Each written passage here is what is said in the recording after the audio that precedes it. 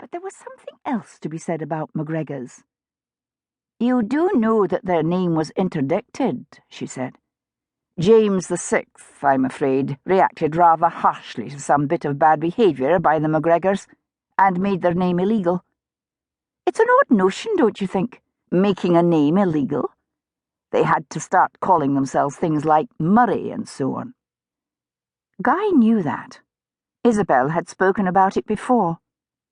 She often brought up the Stuarts for some reason that completely escaped him. People had their historical enthusiasms, he supposed. And the Stuarts were not exactly a tedious dynasty. It might have been better, he thought, if they had been. Better for them, that is.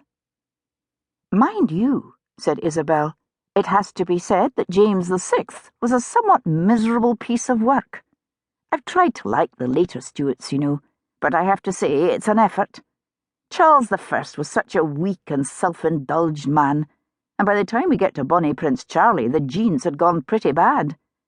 James VI, I suppose, was far brighter than most of them, but he must have been rather difficult company much of the time. Interesting, though. Gay kings usually are." "Didn't he have a wretched childhood?" said Guy. "That's sometimes an excuse, isn't it? The fact that one has had an awful time as a child can explain so much, can't it?" Isabel reached for her cup of coffee. "Does it? I wonder. I think that there's a case for putting your early years behind you. Plenty of people have done that. They grow up and then draw a line." Guy considered this. "Yet the early years won't necessarily go away. If you're desperately unhappy when you're young, aren't you damaged goods?" Isabel was prepared to concede this of James VI. He had that awful tutor, that Buchanan man who intimidated him. Guy nodded. "An inhumane humanist. Very grim." "And James," Isabel continued, "was brought up in such a loveless atmosphere.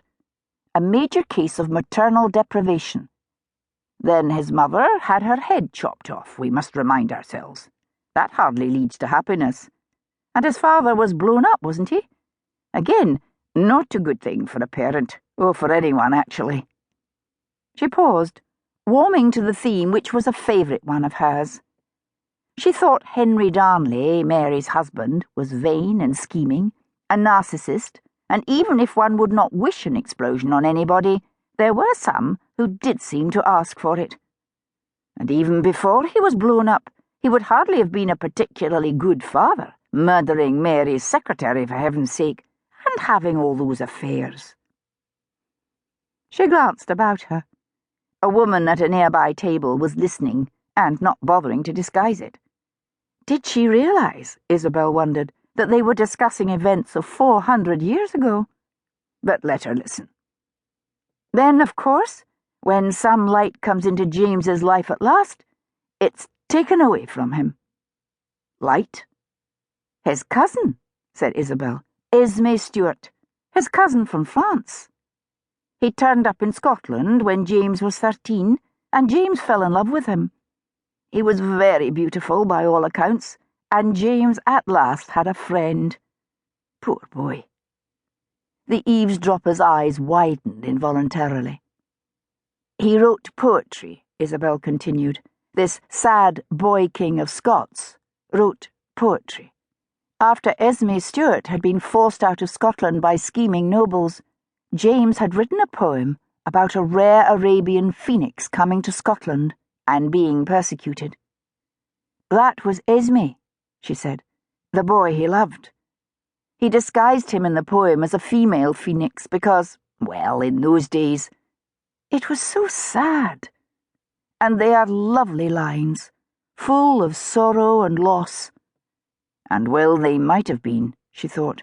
What sorrow there must be in loving somebody who does not love you back, or to love somebody whom the world says you cannot love." They both fell silent.